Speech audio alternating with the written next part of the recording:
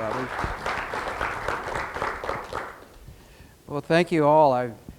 Can you guys hear me in the back? All right, a little bit. Okay, I'll try to be as projective as I can. So I'm gonna talk a little bit about this last book, and it's good to be able to talk about something other than Scientology for a change.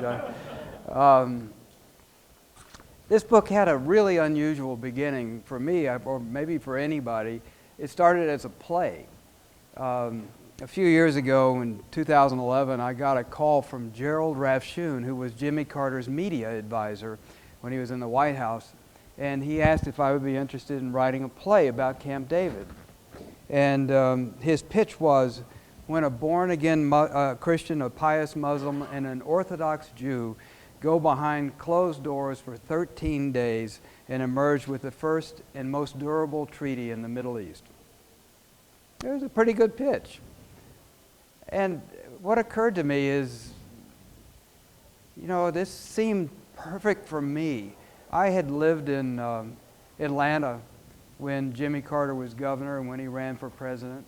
And I lived in Cairo when Gamal Abdel Nasser died and Sadat became president. And I'd spent, as a reporter, a considerable amount of time in Israel. So I felt like I knew the territory.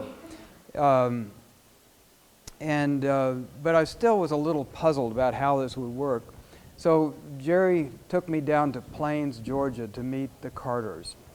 And they live in an incredibly modest house in Plains.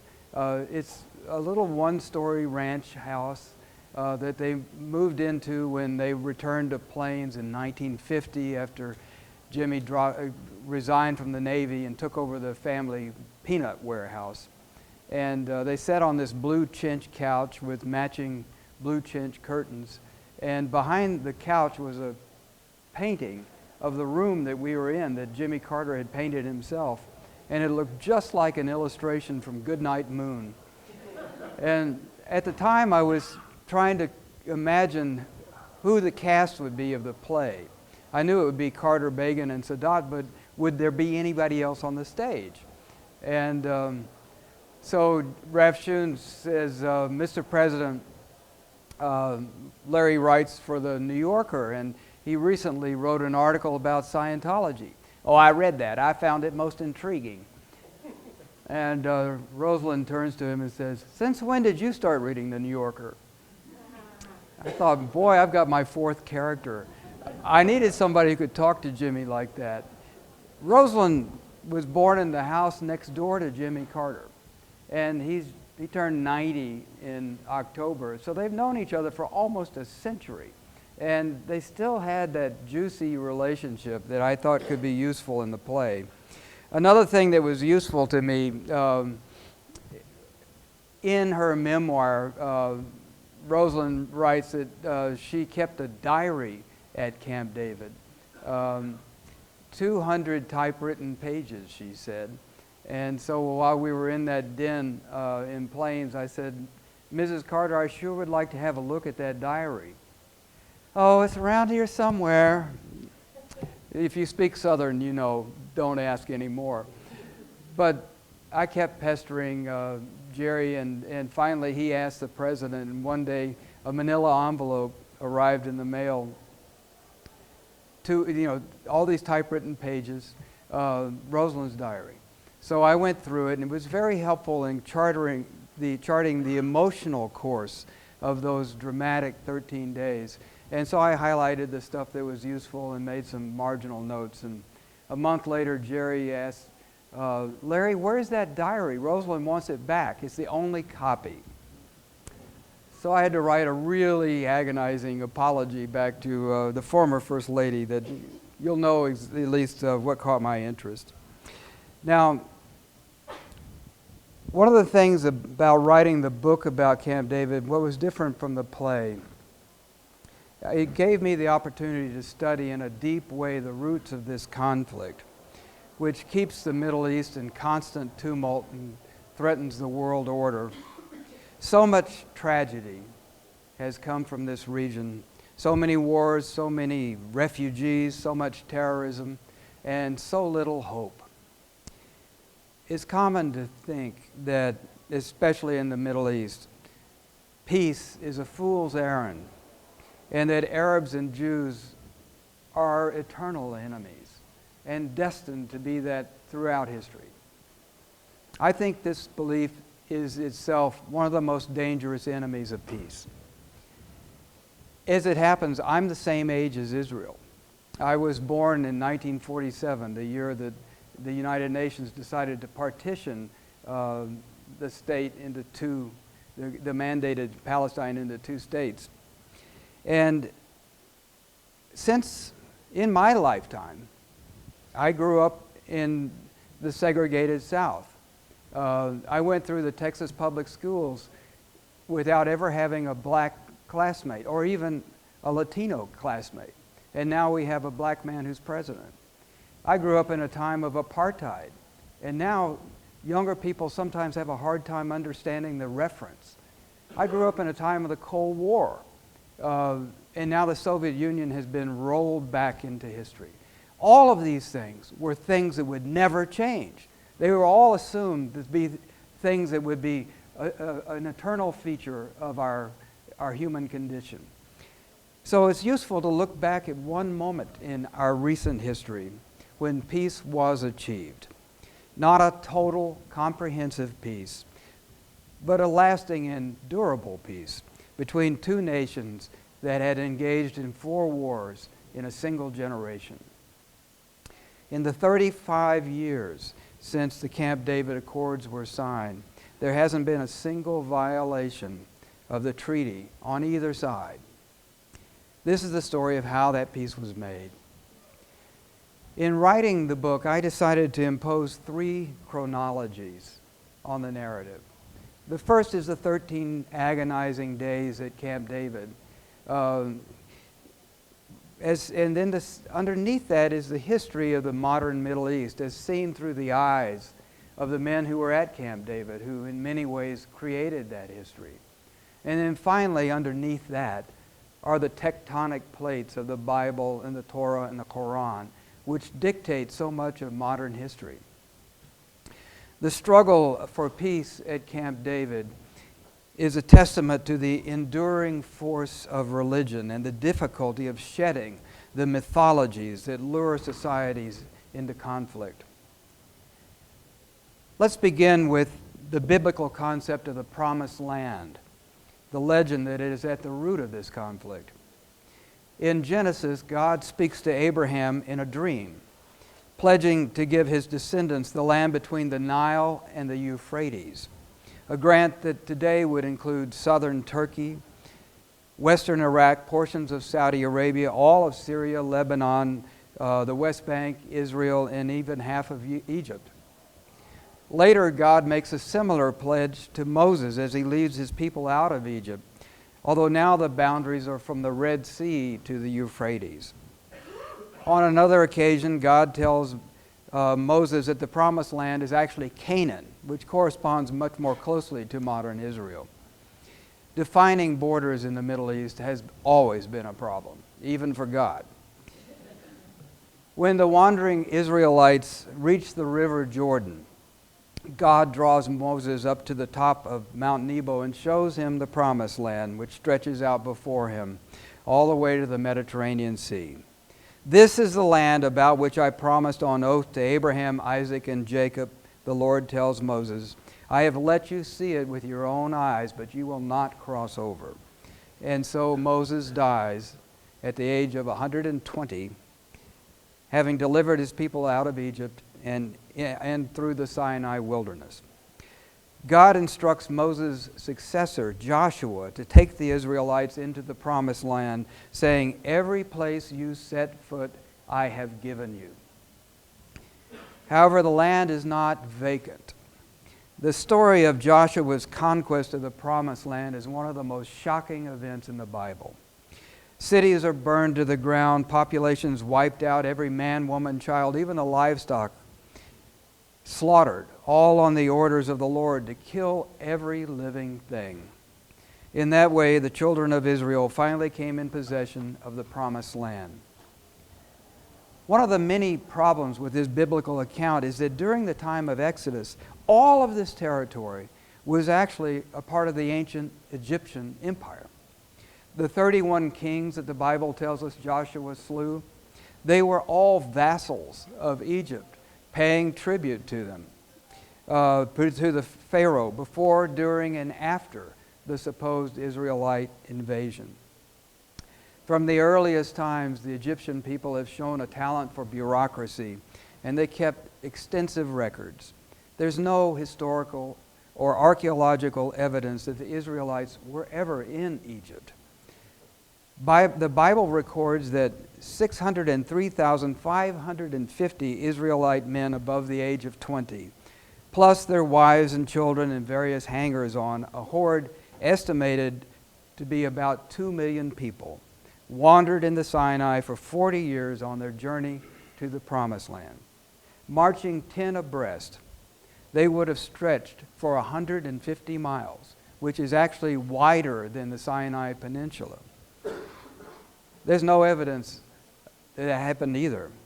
Archaeologists have excavated most of the cities Joshua is said to have razed. Many of them were either not inhabited at the time or were not destroyed. On the other hand, there are abundant remains of Egyptian military outposts and administrative centers that testify to the imperial rule of one of the most powerful empires of the ancient world. So even if the Exodus did occur in some fashion, the Israelites were making a journey from one part of Egypt to another. The Bible doesn't mention this. The most likely explanation for the origin of the Israelites is that they were themselves the Canaanites. DNA studies have shown that the Jews and the Palestinians are closely related, both descending from the Canaanites. Genetically, they are the same people. Both have been in the same place for thousands of years. But the three men who would meet at Camp David in September 1978 accepted the biblical account, as believers in the Abrahamic religions do all over the world. Even Sadat believed that God had chosen the Jews and led them to the Promised Land, but as a Muslim, he also believed that the Jews had broken their covenant with the Lord and he had turned against them. Now, I know that many of you are students of the Middle East and you're very familiar with the history of the modern Middle East, and I hope you'll forgive me for a moment if I offer a little prelude of the events that led up to Camp David. In November 1947, the UN voted to partition the former Ottoman province of Palestine into two parts, one to be a Jewish state and the other to be set aside for the Palestinians. The following May, the State of Israel came into being along with its doomed twin, Palestine. 5 Arab armies immediately attacked. It wasn't just Israel they were attacking. It was a land grab for Palestine. Jordan took the West Bank, Egypt took Gaza, and Israel took the rest. So much for Palestine. In 1956, after Egyptian President Gamal Abdel Nasser nationalized the Suez Canal, Israel conspired with England and France to attack Egypt and take over the canal. Eisenhower forced the return of the Sinai to Egypt. That was the end of of England and France as world powers. And it consolidated in the minds of Arabs the idea that Israel is an outpost of Western colonialism. Another feature of that war was that the United States, for better or worse, took on the Middle East portfolio. In 1967, Nasser demanded that UN peacekeepers be removed from the Sinai and cut off access to the Straits of Tiran, which Israel considered acts of war. In June, Israel attacked and wiped out 3 Arab armies in 6 days. Israel seized the West Bank, including the Old City of Jerusalem, which had been under Jordanian control since 1948. It also took the Golan Heights from Syria, as well as the Sinai Peninsula, including Gaza from Egypt. It tripled the size of Israel, adding 1.5 million Arabs. At the time, there were only 2 million Jews in Israel. Now, let me speak a minute about the psychological effect of that 1967 war. Before the war, Israel lived in fear of outright annihilation. People were fleeing the country. Gas masks were passed around. There were trenches dug in city parks for the mass graves that they expected to be needed. But in the space of an hour, the Egyptian Air Force was wiped out. We call it the Six-Day War, but really a 60-minute war would be more appropriate, because after that, it was just a mopping up exercise. Israel's lightning victory excited Jews all over the world. They began immigrating into Israel in large numbers, reversing the flow, believing that prophecy was being fulfilled. It wasn't just Jews that believed that. Many Christians did as well. The consolidation of Israel hearkened to the end of days, when the Messiah will return. The thrill of rapture was in the air. For many Muslims, the Six-Day War had a different message. It meant that God had turned against them. And they asked themselves why. And the answer for many of them was, we weren't pious enough. Radical Islam was stirred into life and began to express itself in acts of terror. After the Six-Day War, the United Nations passed Resolution 242, which Israel signed. It states that Israel would withdraw from territories occupied during the 1967 war. It doesn't say all territories, and it doesn't say the territories. It just says territories, leaving open the idea that the borders are negotiable, except that serious negotiations never took place.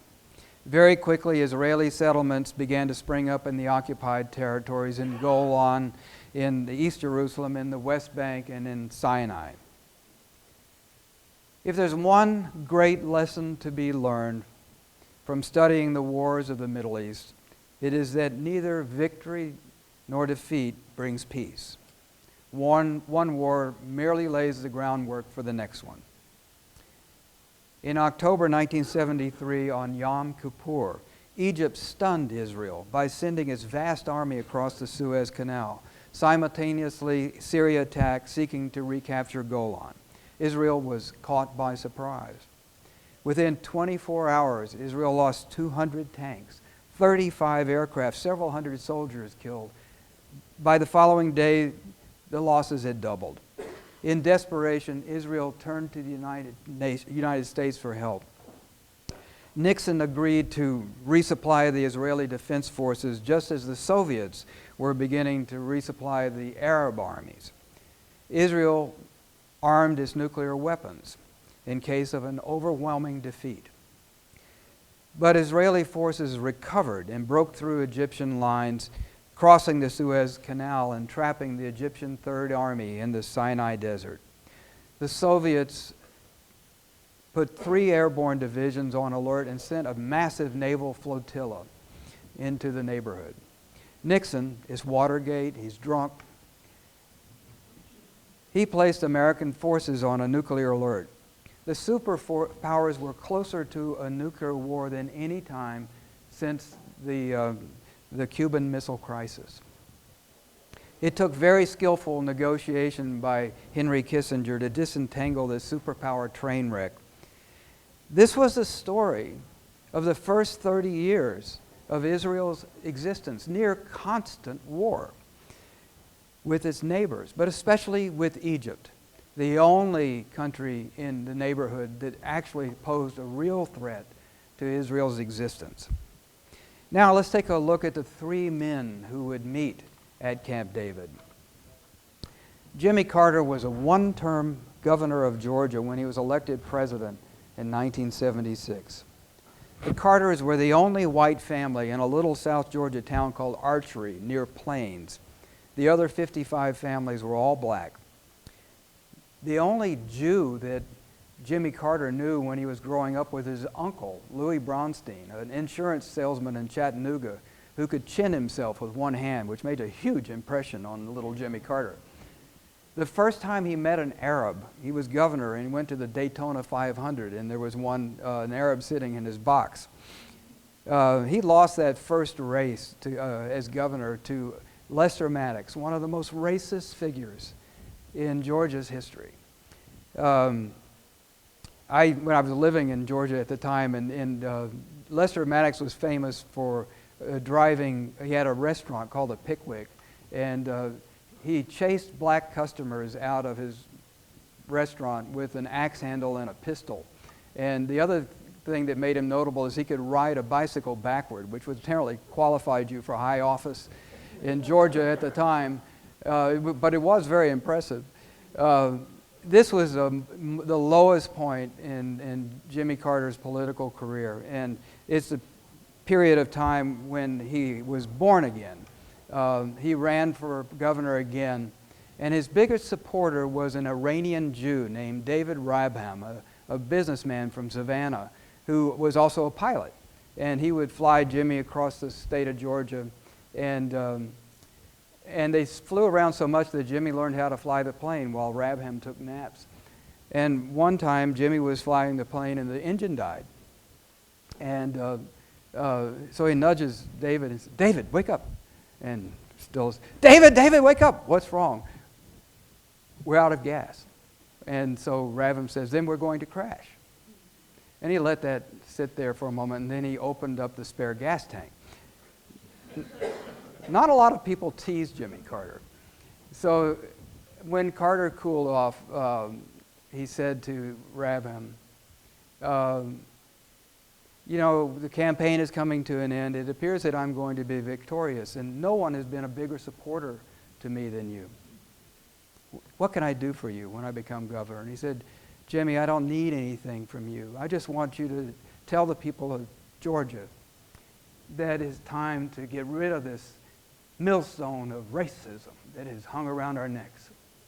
And so Jimmy reached into the glove compartment, or whatever you call it on an airplane, and there was a flight map, and he wrote, "I say to you that the time for racial discrimination is over." And he showed it to Rabham, and he said, "If I am elected, I will say this at my inauguration." And Rabham said, "Sign it."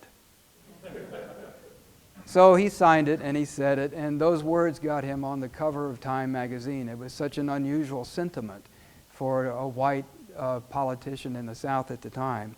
It also planted dreams of presidential thoughts in his head. In 1973, when Carter was considering his race for president, he and Rosalind went to the Holy Land. You can always tell when somebody's about to run for president. Golda Meir was the prime minister at the time, and she lent them a station wagon. And they went all around Israel and the West Bank, and they got to swim in the River Jordan, which was very meaningful to both of them. And Carter was already impressed by the settlers. There were only 1,500 on the West Bank, he estimated, but he could already tell that they were going to pose a formidable threat to peace. And he mentioned this to Golda Meir when he returned the station wagon.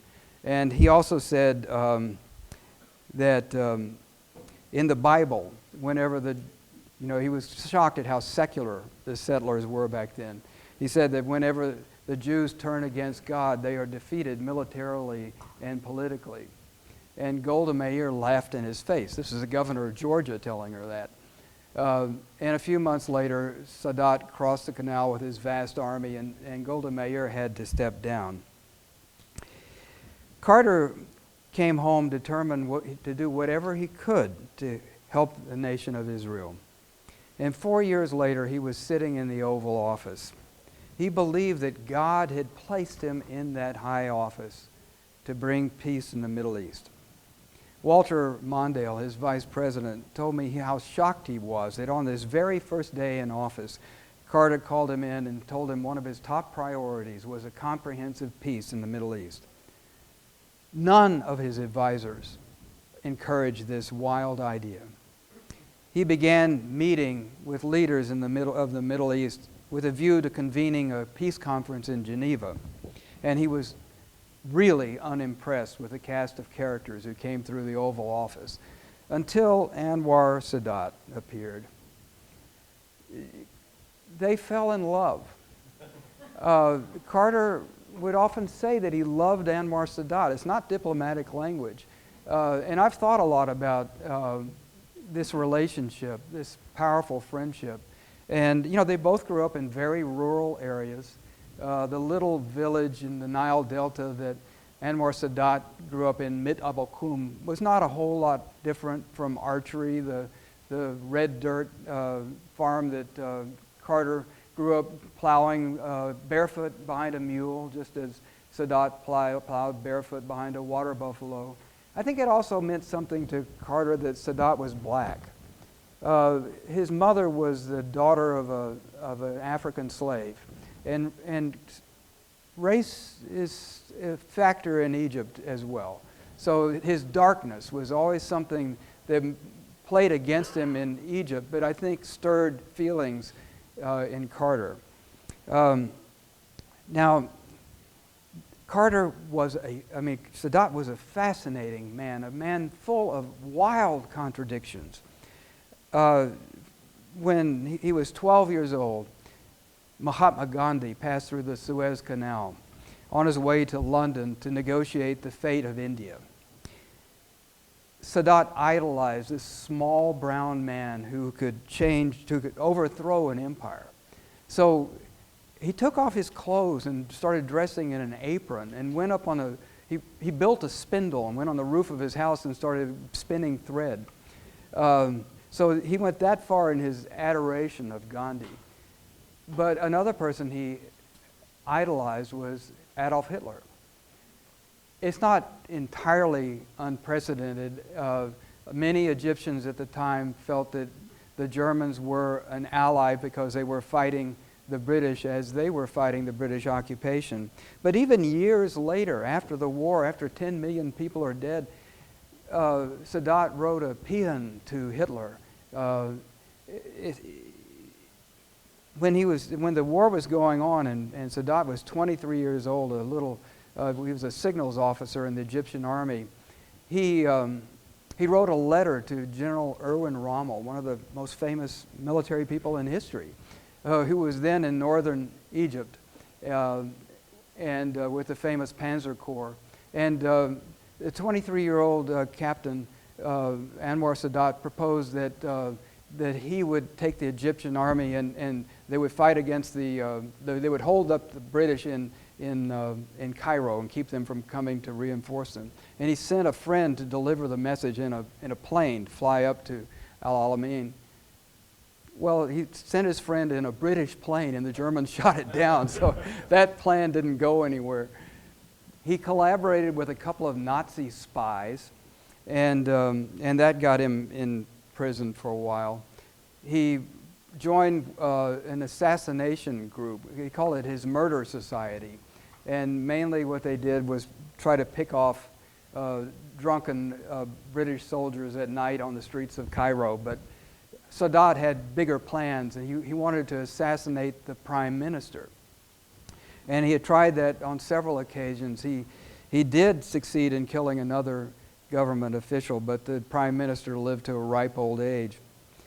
Sadat spent 5 years in prison before escaping and eventually returned to the army and participated in the 1952 coup by the military officers.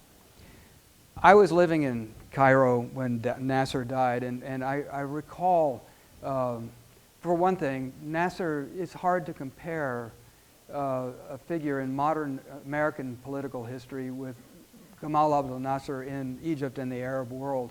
It's a little like Lincoln or something like, that kind of historic figure in the minds of many Arabs. When he died, the city was eerie. You know what ululating is? They were, that sound that Arab women make. It was that's how we got the news. Just this wave of ululation. And for 3 days, the city was just, the city was constantly clogged with traffic and it was empty. And then on the third day, the the funeral began, and I remember watching it from the roof of our apartment. And it began crossing the Qasr al-Nil Bridge, and there were all these world leaders and the army in front, the police with batons beating a path through the people. It was a savage, strange scene. And in the middle of this comes Anwar Sadat, a man who had missed the revolution because he was at the movies, a double feature, but he missed the revolution. Nobody thought that he would be anybody. They thought the first strong wind would blow him away. But within a year, he had rounded up all of Nasser's cronies and thrown them in prison. There were, as I said, we had no diplomatic relations with Egypt at the time. There were only a couple of hundred Americans in the country, but there were thousands of Soviets, mainly Russians. And Sadat expelled them. It was one of America's greatest victories in the Cold War, and Kissinger was, why did he do this? He asked for nothing in return. It was the most puzzling event. Nobody could make heads or tails of this guy. And then he did something that was stunning. In the middle of a speech to the Egyptian parliament, he put down his pages and he said, I would go anywhere, to the ends of the earth, even to Israel, to the Knesset, to speak to them if it would save the life of one more Egyptian soldier. Nobody believed it. People applauded. Even Yasser Arafat, who was there, applauded. It wasn't even reported in the newspapers because it was so unlikely. But the news got out, and 10 days later, Sadat's airplane is circling over Tel Aviv. Now, put yourself in the minds of the Israelis at this moment. Here is their biggest enemy, a man who had attacked them and terrified the country of Israel to the point they really thought they might be wiped out. And he's coming pretty much unbidden to talk to the Israelis. Is he really in the plane? There was a lot of talk that it might be full of terrorists or bombs. Ben Gurion Airport was ringed with snipers. Nobody knew what to expect. The Israeli National Orchestra didn't know how to play the Egyptian national anthem, so they had to listen to Radio Cairo to kind of get the gist of it. And so all of the leaders of Israeli politics were waiting there on the tarmac, and the plane lands, and it's Sadat. And he gets off the plane, and he embraces Golda Meir. He jokes with Ariel Sharon. The country was beside itself, and it seemed like peace was really at hand. But Sadat came home empty-handed from that historic overture, and in part that was because of Menachem Begin, the recently elected Israeli prime minister. This is a man whose entire political career was devoted to expanding the land of Israel. Begin was born in a little Polish town called Brisk. His first memory was of Polish soldiers flogging a Jew in a public park. When the Nazis invaded Poland, 5,000 Jews in Brisk were rounded up and executed. Begin's mother was ill in the hospital with pneumonia, and the Nazis went through the hospital wards murdering the patients in their beds. His father was tied up, his pockets filled with rocks, and drowned in the river Bug. Begin was hiding in Lithuania when this occurred, and he spent 2 years in Soviet prisons before Stalin freed all the Poles to fight the Nazis. The Jewish unit that Begin joined was sent to Palestine, and while he was there, he became head of Irgun, which was a terrorist organization fighting the British at the time. In 1946, Begin's group blew up the King David Hotel. It was, at the time, the finest hotel in the Middle East. A portion of this hotel was serving as the nerve center for the British Mandate. 91 people were killed. As a terrorist, Begin was formidable.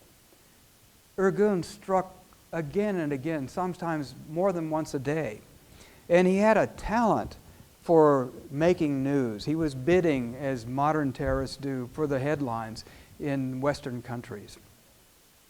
For instance, when the British flogged some Jews for some punishment, Begin had several British officers captured and flogged as well. This went headlines all over the world.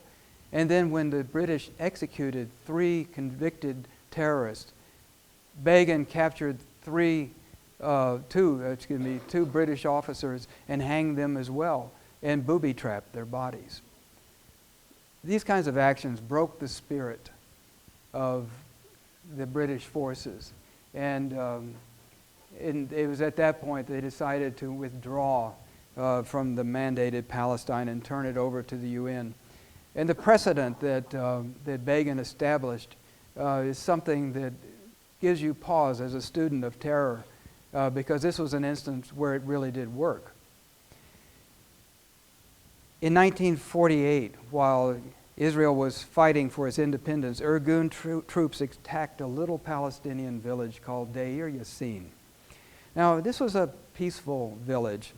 It had signed a non-aggression pact with its ultra-Orthodox neighbors, but it stood above a strategic approach to the city of Jerusalem, and Begin determined that it had to be taken. He says that there was a sound truck that was sent in to warn everybody to flee, but the truck fell into a ditch, and nobody heard the warning. There was some resistance when the Irgun and others came into the city, so the Irgunists went through houses, throwing grenades into the windows and blowing up the houses with dynamite. It was a massacre.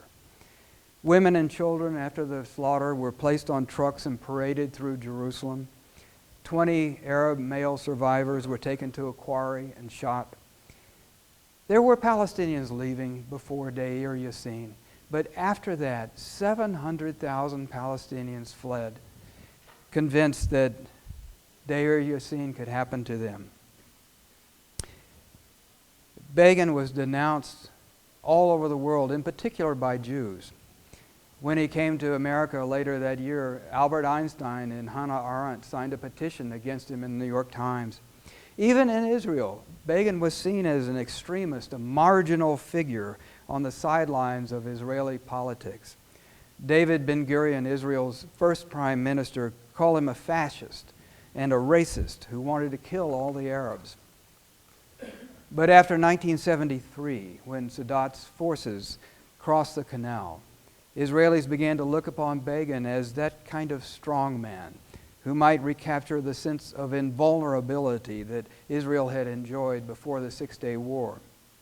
So these were the 3 men who came to Camp David while the wounds of war were still fresh. Are there lessons that we can learn from the Camp David summit today? I will offer several that I think will help frame our current failed efforts. First of all, there are no perfect partners for peace. Look at the cast of characters who came to Camp David: an assassin and a terrorist leader brought together by a weak and unpopular president. It would be hard to imagine 3 more unlikely partners for peace. But one thing these 3 men had in common was political courage. Timing isn't everything. It's true that the 1973 Yom Kippur War shook Israel out of its reverie of unchallenged dominance and changed the political context. But the surprise attack that Sadat engineered only reinforced the need in the minds of many Israelis to hold on to the Sinai Peninsula as a strategic buffer against Egyptian armies. It had been a concourse for Egyptian armies for centuries. For Sadat, in Egypt, Sadat was practically alone in his belief that peace with Israel was possible or even desirable. 2 of his foreign ministers resigned when he went to Jerusalem, and a 3rd resigned at Camp David. One of the days on Camp David, Carter he saw how angry the Egyptian delegation was at their own leader. And he woke up in the middle of the night convinced that Sadat was going to be assassinated at Camp David by his own delegation. He woke up Brzezinski, his national security advisor, who was running around at 4 in the morning trying to reinforce the security around Sadat's cabin. Of course, it was a prelude. And it's true that Sadat signed his death warrant at Camp David. Carter had his own political troubles. He was struggling with a faltering economy, double-digit inflation. The prime rate was 20%. The Shah was going down. He was in the middle of midterm congressional elections. His political advisors were unanimously opposed to this quixotic attempt to bring peace when there were so many problems at home. The final lesson, I think, that we can draw from Camp David is that America plays a crucial role. Egypt and Israel simply couldn't make peace with each other. After the 5th day of the summit, Carter realized that he would have to produce an American plan that would be a fair resolution to the conflict. He made it clear to both men that their relationship with the United States was on the line. By taking an aggressive stance as a full partner to the negotiations, Carter allowed both sides to make concessions to the United States they were unwilling or unable to make to each other. These are some of the lessons of Camp David. But there are other lessons in its failure as well. The Accords sketch out 2 parts of the peace. One is the peace between Egypt and Israel, and as I said, it hasn't been violated in 35 years. The other part of the Accords is the peace between the Israelis and the Palestinians. Now, there were no Palestinians present at Camp David, but every attempt at peace since then has been an effort to fulfill the unfulfilled promise of that second part of Camp David. If there's a final lesson, peace requires painful compromises that so far neither side has been willing to make. And yet the alternative is unending strife. If there's one final lesson of Camp David, it is that peace is worth that price. Thank you very much.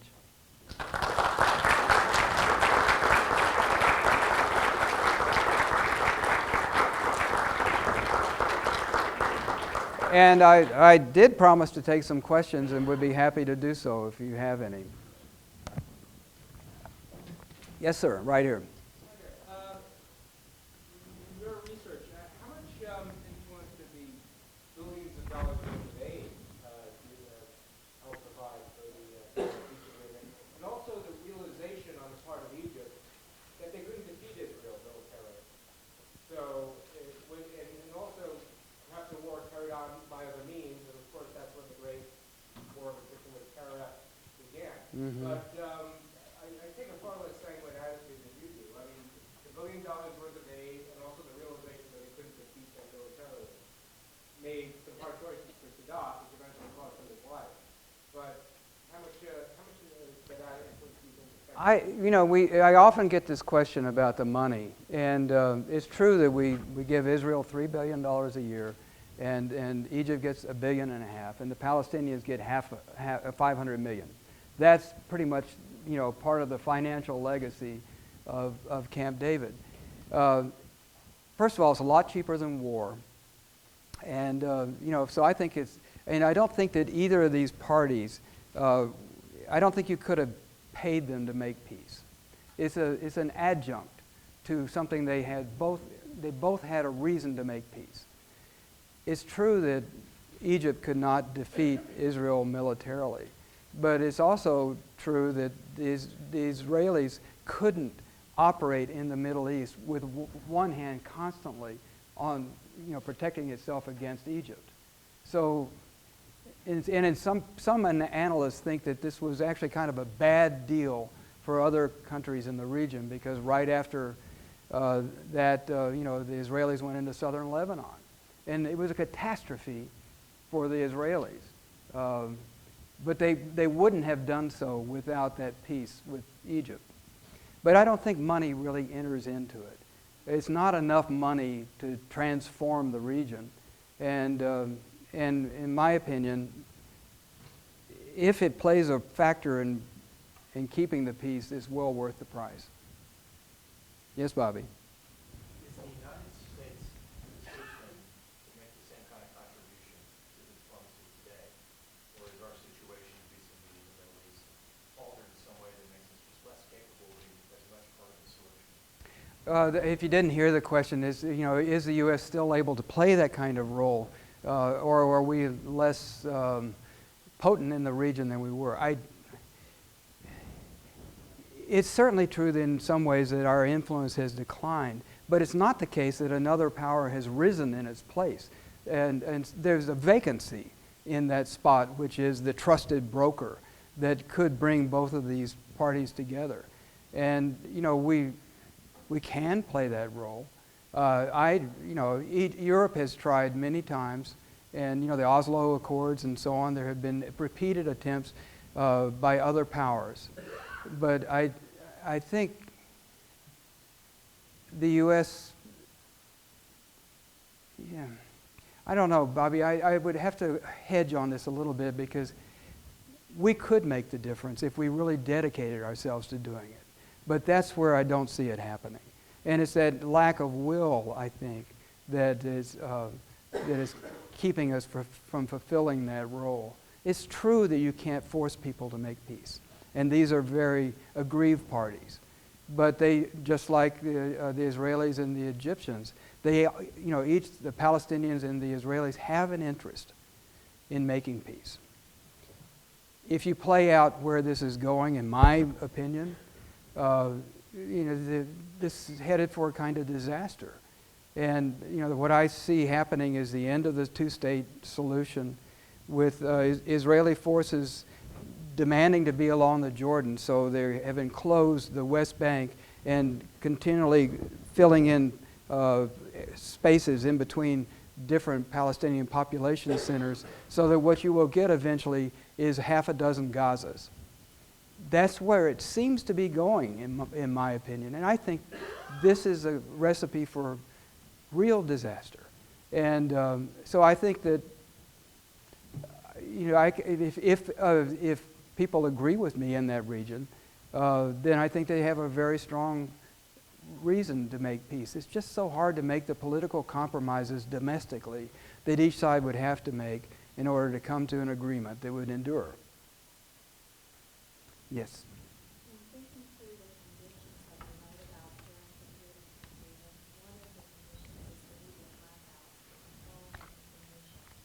I'm wondering, thinking through what might be possible today, if that kind of condition you thought was conducive to better diplomacy. The question was the media blackout at Camp David, and the fact that these leaders were all behind closed doors. Really, nobody got any news out of there. It was fascinating because the press was all camped down the road, and they were only brought in one evening. There was a military parade, and so the press came in to see it was a Marine silent drill, and they got to see the leader sitting in the bleachers, and it was a low point in the talks. But then they were all bussed out, except for one person they couldn't find, Barbara Walters. She was finally discovered hiding in a toilet in the ladies' room, hoping to get an exclusive. But that's how hard it was to get the news. I don't think it's impossible to imagine that could happen again. If you look at the Iran talks, the truth is, a lot of the material that came when it was finally revealed what the terms were, there were some big surprises in there. So even under those circumstances, I think that if people have an interest in keeping things quiet, it can be done.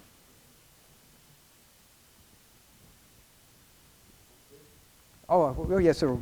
Way back. What do you think the role of Iran in all of this? And do you think The role of what? I'm sorry. Iran? Oh, Iran. And do you think peace is possible without going through them? Because I think they have a lot of influence on both sides. There's an interesting book that I read and blurbed by Yossi Alfer that's just out, called Israel and the Periphery or something like that. And it's a look at, he was in Mossad and at a time when Israel's allies in the region were Turkey and Iran. Israel's strategy at the time was to try to find the non-Arab entities in the region and make alliances with them. And strategically, they had a lot in common. One thing you get from studying the Middle East is how volatile these kinds of arrangements are. And so the present-day Iran could certainly, you know, especially given the fluidity of the situation now, it could revolve into a different category. I think Iran has an interest in coming into the world community, and it's deathly afraid mainly of its Arab neighbors. And in that sense, Israel and Iran are natural allies. Of course, the thing that stands in the way is the Palestinians. And this is another reason I think that Israel has a real incentive to try to end this problem for once and all. Yes, sir.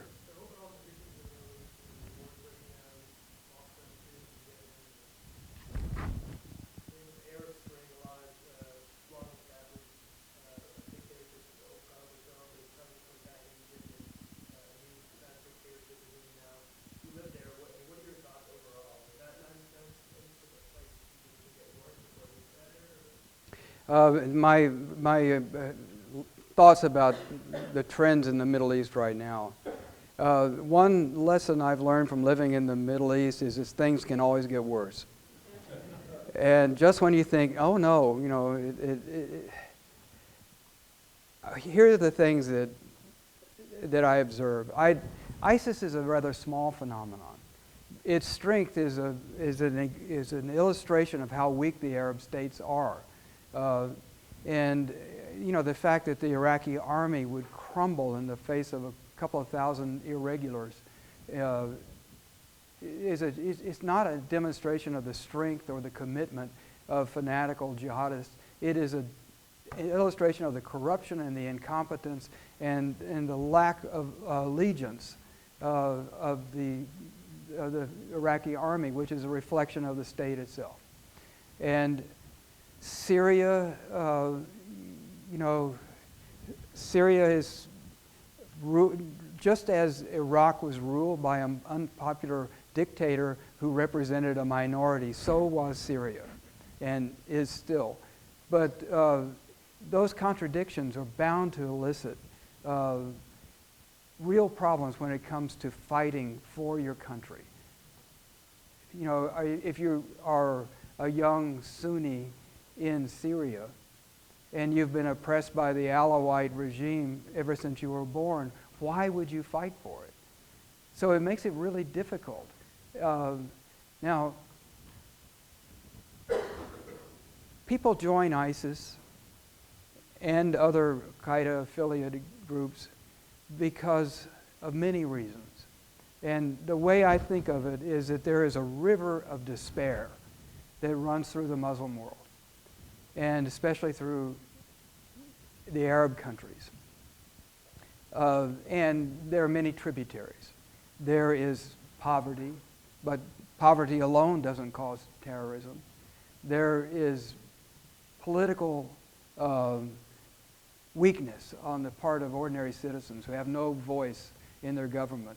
But that alone doesn't cause terrorism. There's gender apartheid. There's the, you know, and a related thing is that young men simply can't afford to get married in many of these countries. And I always think that, you know, when I was living in Saudi Arabia, the gender apartheid was so stark, and it occurred to me that, you know, a lot of growing up for young men, the civilization process is learning how to please girls. And, you know, you can't be a terrorist if your girlfriend won't let you. So this is, I think, it removes a fundamental stumbling block on that road. So there are many, unemployment, lack of education, lack of access to opportunities, and of course, fanatical religions being propagated everywhere you look. So all of these things contribute to the river of despair. Singly, they may not be the cause. Together, they form a powerful river that moves through the souls of so many young people, and especially young men, who feel isolated, powerless, and here comes Al-Qaeda or ISIS, and it gives them the opportunity to make history. When you look at the demographics in the Middle East, there are more and more of those young people coming into a jobless market with poor education opportunities. And that's what troubles me when I look down the road. Yes, sir. What do you think Egypt would look like right now politically if David was Well, that U.S. involvement, basically take U.S. involvement out of the equation? Would the Mubarak dictatorship have been as resilient as it was? He was always able to set up this dichotomy between himself and his brotherhood, and basically crush the brotherhood. I don't, this is a hypothetical about how Egypt would be without Camp David, but my guess is that it would have been much more Islamist much quicker in reaction to the Israeli presence and the pernicious third parties, the terrorists and so on, sponsored by Egypt at a much higher level. It wouldn't be out of the question that there would be other kinds of weapons developed, and a lot more coordination with Arab neighbors, an intense focus on destroying Israel. If you take the Camp David Accords out of the Middle East right now, it just looks like, it looks bad. I don't think we would, I think we'd be in a far worse situation. Yes, sir. So, I'd like to know if you could help talk about any particular points or funny moments when the three of them was reported. Yeah, first of all, Jimmy Carter has many qualities, but he's not funny. But I will tell you something that I thought one of the most remarkable surprises to me about studying Camp David is that it was an accident, and it was brought about by a madman. And it's almost like you would expect this in the Middle East, but there was a man named Hassan al-Dahami, and he was Sadat's spiritual advisor. Not just that, he had been a general and he had been the head of intelligence, which in Egyptian context it means he had pretty dirty hands. But he was a Sufi mystic, and he would stop a conversation to say hello to the angel Gabriel or have a conversation with the Prophet Muhammad, who's right here, and he was a very stout, fit man with a commanding presence. And on the first day of Camp David, he was holding court at lunch. Cyrus Vance, the Secretary of State, and a number of other people were sitting around the table, and he was telling them how he had such total control over every aspect of his body that he could even stop his heart from beating on command. And he said that, when he was ambassador to Austria, he went for his physical, and the doctor said, "General Tahami, I can't help you, you're dead." "Oh, I forgot to turn on my heart." So this guy, Megan's cardiologist happened to be sitting nearby, and he was edged over into the conversation. So this was a lunatic. But he had Sadat's trust for whatever reason. I think Sadat might have been secretly a Sufi, and that they had this kind of alliance. But anyway, the king, King Hassan II of Morocco, invited the Israelis and the Egyptians long before Camp David to meet in Morocco secretly and see if they could come to some kind of agreement. So Sadat sent Tahami, and the Israelis sent Moshe Dayan, the Minister of Defense, and perhaps the most legendary warrior in Israel's history, and the most feared person in the minds of Arabs all over the world. And he actually went in disguise with a beatnik wig and sunglasses to cover up his eye patch. And so Tahami conceives the idea that he's the Antichrist. And Diane says, "Sir, I am not that man."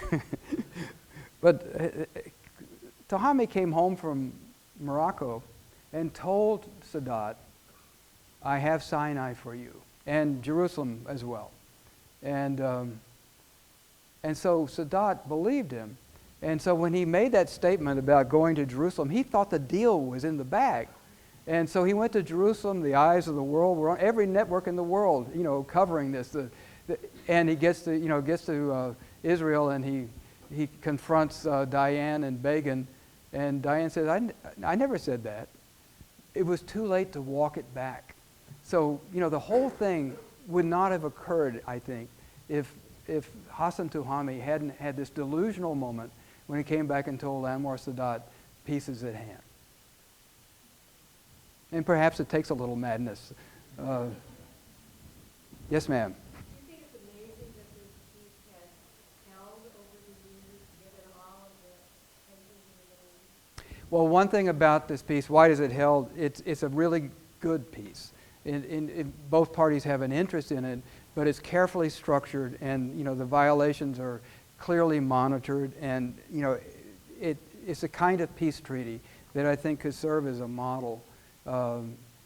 There are what you would call ambiguous phrases in there that were thrown in, more or less to bridge differences that couldn't be bridged. And it was up until the last minute, the 13th day, it wasn't clear. Carter thought he had everything in hand. And that night, the Rafshun had already alerted the networks they were going to preempt the Emmys, and they were setting up the East Room of the White House. And there was a little side letter. Treaties like this often come adorned with side letters, which state the views of each party on things that we don't really agree on. And one of the side letters was about Jerusalem. And each of the parties wrote a letter about Jerusalem. And the American position was Jerusalem is occupied territory. And that was our position going back through several administrations and had been stated repeatedly. So Carter included this letter quoting these UN ambassadors about the American status of Jerusalem, American position on it. And Begin gets the letter on Sunday morning, and he tells Carter that he has to withdraw this letter. We cannot stand it. It's not just Begin. The whole Israeli delegation was inflamed by this. And Carter was caught short. It hasn't anything to do with the peace treaty. It's just a letter restating American policy. Nonetheless, if you don't withdraw it, the signing is off. And Carter said, I can't. I promised Sadat. And so Begin said, then it's over. And Carter walked back to his cabin. It was the nadir of his career and perhaps of his life. I mean, the talks were not only a failure, they were a fiasco. And it turned out that both of the President Sadat and Prime Minister Begin had asked for a photograph of the three men on the porch of the Aspen Lodge, the presidential lodge, and for their grandchildren. And Carter had thoughtfully signed each of them. Begin had 8 grandchildren, and he signed each of them, personalized their name, and signed it, Love, Jimmy Carter. And his secretary gave him the envelope and said, you have to take these over to the prime minister. He never wanted to see Menachem Begin again. He hated him, and it was mutual. But he had to do this, so he walked over to Begin's cabin, and Begin was frigid. and Mr. President, and I just came to say goodbye. Well, goodbye, you know, and I brought you these photographs, and thank you. And he just looks in there, and he sees to Ayelet, and then the next one to Michal, and he started to weep. And Carter started crying. And he said, I had hoped to write, this is where your grandfather and I made peace in the Middle East. So he went back to his cabin to tell Sadat that his signing was off, and the phone rang, and Begin said he would sign. History turns on unbelievably small details sometimes. And sometimes a little moment of humanity can make all the difference.